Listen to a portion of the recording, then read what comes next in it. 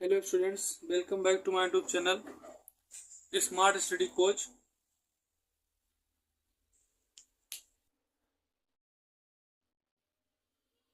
अब लिखिए कूलाम का नियम। फिर कूलाम का नियम लिखिए।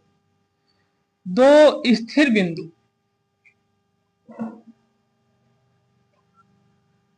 दो स्थिर बिंदु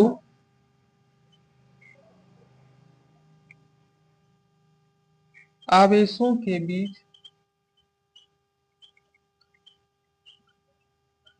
लगने वाला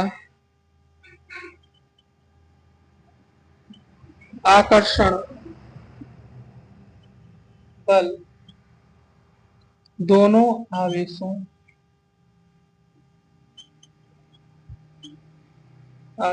की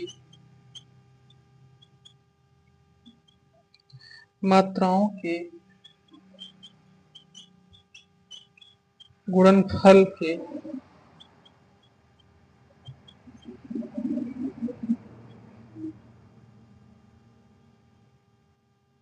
अनुक्रमानुपाती तथा उनके बीच की दूरी के वर्ग के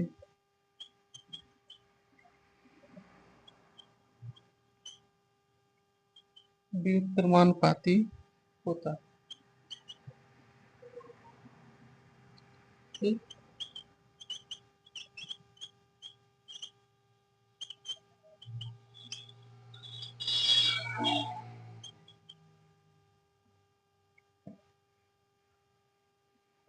अब इसको हम लोग समझेंगे। ठीक,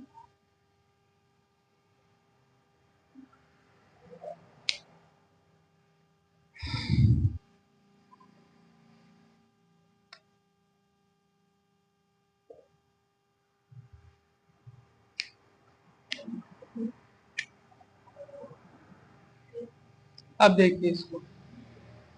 यहां बताया जाता है कि जब दो स्थिर बिंदु, ठीक है, बिंदु दोनों क्या है, जैसे Q1 है और वो Q1 और Q2 आवेश है, और स्थिर बिंदु कौन है, A और B, ये दोनों एक स्थिर बिंदु है। तो बताया गया है कि जब दो स्थिर बिंदु आवेशों के बीच, अब इनके बीच में जो आवेश है Q1 और Q2, ठीक है, आवेश इनके कौन है, Q1 और Q2, आवेशों के बीच लगने वाला आकर्षण बल दोनों आवेशों की मात्राओं के, अब सबसे पहले समझे, आकर्षण बल लग रहा है, क्योंकि अब आकर्षण बल लगने का कारण क्या है, देखिए अभी हमने आपको बताया कि इलेक्ट्रॉन पर निगेटिव होता है चार्ज, ठीक, और प्रोटॉन पर पॉजिटिव होता है। तो जब दोनों में आवेश होंगे जो, ठीक है, तो इस पे कहीं ना कहीं इलेक्ट्रॉन और प्रोटॉन होंगे। ठीक, इलेक्ट्रॉन प्रोटॉन अगर ना भी होंगे तो इनके अंदर आवेश है तो इलेक्ट्रॉन जरूर होगा। ठीक, और इलेक्ट्रॉन आवेशित किस तरीके से करता है इलेक्ट्रॉन को, क्योंकि उसके अपने चार्ज को दूसरे पर ट्रांसफर करना रहता है, तो इसलिए उसको आवेशित करता रहता है। ठीक, तो सबसे पहले यहाँ बताया जाता है कि उनके बीच लगने वाला आकर्षण बल दोनों आवेशों की मात्राओं के, अब दोनों आवेश कौन कौन से आवेश, Q1 और Q2, ठीक है, मात्राओं के गुणनफल, अब गुणनफल यानी कि Q1 इंटू Q2, ठीक है, गुणनफल Q1 इंटू Q2 के अनुक्रमानुपाती। अब इनके अनुक्रमानुपाती होता है। अब एक चीज सबसे पहले ध्यान दीजिएगा कि ये किसके अनुक्रमानुपाती होता है, ये जो आवेश है आपका, ये किसके अनुक्रमानुपाती होता है, मात्राओं के गुणनफल के अनुक्रमानुपाती। अब देखिए अनुक्रमानुपाती किसके होता है, ये अनुक्रमानुपाती होता है इसके परावैद्युतांक के। अब समझे क्या होता है ये, सबसे पहली चीज, परावैद्युतांक को कैसे डोनेट किया जाता है, ठीक है, और अभी हमने आपको बताया था उस दिन कि परावैद्युतांक विद्युत के लिए वही कार्य करते हैं, जब शुरू में आपको पढ़ाया था तो हमने बताया था एक होता है अचालक, वो एक होता है चालक, एक कुचालक और एक अर्धचालक, तीन प्रकार के होते हैं।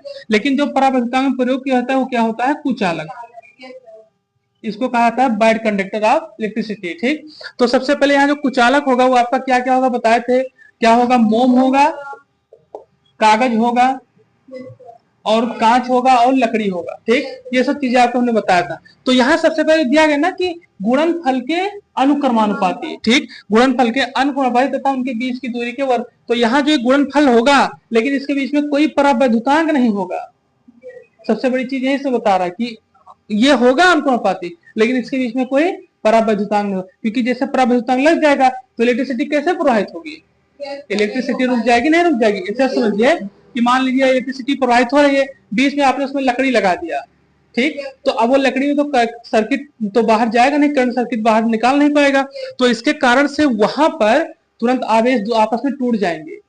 ऐसे समझ लीजिए, अगर ना समझ में आ रहा हो तो मान लीजिए, देखिए ये एक वायर है, ठीक, ये क्या है, वायर है। अब बीच में यहाँ पर हमने एक लकड़ी लगा दी, ठीक, यहाँ से, तो अब ये जब लकड़ी, मतलब ये यहाँ लकड़ी से मतलब नहीं, यहाँ इसके परावैद्युतांक कहा जाएगा। अगर लकड़ी का प्रयोग करेंगे तो अच्छा नहीं रहेगा, क्योंकि इलेक्ट्रिसिटी है, तो यहाँ आपके मान लीजिए कि परावैद्युतांक लगा दिया। अब परावैद्युतांक आपको पता ही है क्या है, ऐसे चीज जिसमें विद्युत प्रवाहित ना की जा सके।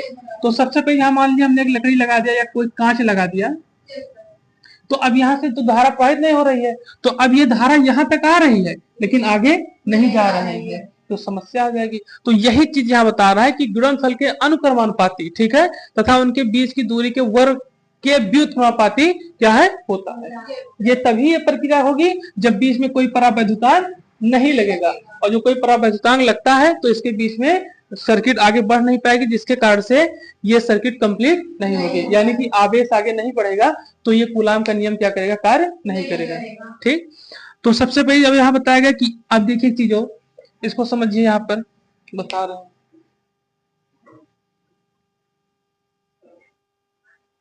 यहाँ पर शुरू में दिया गया आपके कि F अनुक्रमानुपाती Q1 इंटू Q2, ठीक, ये दिया गया है। पहले इसको समझिए, दिया गया है गुणनफल के अनुक्रमानुपाती। अनुक्रमानुपाती तब होता है जब सामने जो चीज हो उसकी है क्या हो, सामने हो। कहने मतलब ये है क्या, समझिए, कहने मतलब ये है कि जैसे ये आपका 1 रुपया है या एक नंबर 1 लिखा हुआ, ठीक, और हम आपको कहें कि ये 2 के अनुक्रमानुपाती है, 2 के क्या है, अनुक्रमानुपाती है, ठीक, ये कह सकते हैं। लेकिन अभी हम ये कहें कि 1 के बराबर में 2 है, ठीक है, 1 के बराबर में 2 है, तो ये आप तुरंत मान नहीं पाएंगे, ये तो हो ही नहीं सकता, ये तो तभी हो सकता है ना जब 1 के बराबर में 1 हो, तभी तो बराबर कह सकते हैं। तो यहां जो दिया गया है कि अब ये क्या बता रहा है कि ये अनुक्रमानुपाती है। अनुक्रमानुपाती मतलब क्या है कि जो इसके ऊपर बल लग रहा है, कूलाम जो बल लग रहा है, ये दोनों के आवेश के क्या है, दोनों के आवेश के बराबर है,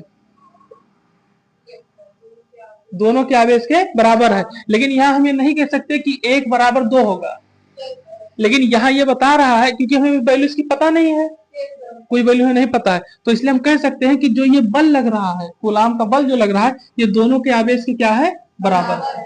इसी को क्या कहते हैं, अनुक्रमानुपाती। और व्युत्क्रमानुपाती अब क्या होता है उसको समझिए। अब जैसे F इक्वल टू 1/r² दिया गया, ठीक, 1 इक्वल टू F/r², उसकी दूरी के वर्ग के व्युत्क्रमानुपाती होता है। बताया जाए कि जब व्युत्क्रमानुपाती होगा, व्युत्क्रमानुपाती होगा तो व्युत्क्रमानुपाती जब कोई भी चीज होता है तो वो उसके डिवाइड यानी कि माइनस करने का कार्य करता है, ठीक, ये तो इसके बराबर में है, ठीक। लेकिन जब यहाँ बताया जा रहा है कि F व्युत्क्रमानुपाती 1/r², ठीक, तो व्युत्क्रमानुपाती इसी चीज को बताता है कि ये इसके स्क्वायर तो है लेकिन इसमें माइनस होगा। कैसे, क्योंकि आपको पता होगा ना इसके बारे में कि जो स्क्वायर जैसे दिया गया यहाँ पर, तो गुणा में जो जब वो गुणा में घाते जुड़ती है तो उसी तरीके से भाग में घाते क्या, उसी तरीके से यहाँ जो आपका दिया गया है व्युत्क्रमानुपाती, तो अब व्युत्क्रमानुपाती किससे किस तरीके से माइनस करेंगे, ठीक है, इसी के लिए यहाँ पर एक परावैद्युतांक K की वैल्यू K लिख दिया गया है। यहाँ पर ये बराबर का साइन, ये यहाँ से ये तो व्युत्क्रमानुपाती है, इसके लिए अनुक्रमानुपाती है, और इसके लिए क्या है, व्युत्क्रमानुपाती। अब दोनों को हटाकर बराबर लगा दिया गया, तो व्युत्क्रमानुपाती हटाएगा जब तो कोई ना कोई निशान देगा अपना, तो इसीलिए यहाँ पर क्या लिख दिया गया है, और यही है आपके कूलाम का नियम, F equal to K Q1 Q2/r²। कुछ है समझ में क्या बता रहा है। हाँ, तो ये आपके कूलाम का क्या है, फार्मूला है। अब इसी फार्मूले पर इतने फार्मूले मतलब बनते जाएंगे, इतने फार्मूले, तो ये होगा आपके कूलाम के नियम के बारे में, ठीक। और इसमें आपको जो ना समझ में उसको बताइए, हम फिर से बता दें। आप एक बार इसीलिए नियम लिख दिए क्या, उसको यहीं पर देखकर पढ़ के समझ लिए, जो ना समझ में उसको बताए फिर से बता दें। कुछ और इसमें अभी लेक्चर आपका समाप्त होता है, ठीक है। अब हम लोग मिलेंगे अगले लेक्चर में। थैंक्स। और आप चैनल पर नए हैं तो चैनल को सब्सक्राइब करें और लाइक करें, कमेंट करें और जो चीज आपको समझ में ना आए उसको आप कमेंट करके बताएं, उसको दोबारा समझाया जाएगा।